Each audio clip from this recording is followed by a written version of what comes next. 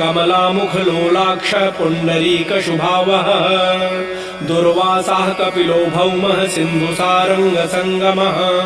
गोविन्दो गोपतिर्गोत्रः कालिन्दी प्रेमपूर्वकः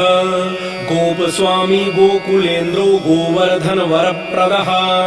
नन्दादिगोकुलत्राता दाता दारिद्र्यभञ्जनः सर्वमङ्गलदाता च सर्वकामप्रदायकः आदिकर्ता महीभर्ता सर्वसागरसिन्धुजः गजगामी गजोद्धारी कामी कामकलानिधिः कलङ्करहितश्चन्द्रो बिम्बास्यो बिम्बसत्तमः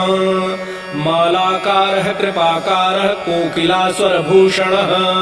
रामो नीलाम्बरो देवो हले दुर्दममर्दनः सहस्राक्षपुरीभेत्ता महामारी विनाशनः शिवः शिवतमो भेत्ता बालारातिप्रपूजकः कुमारीवर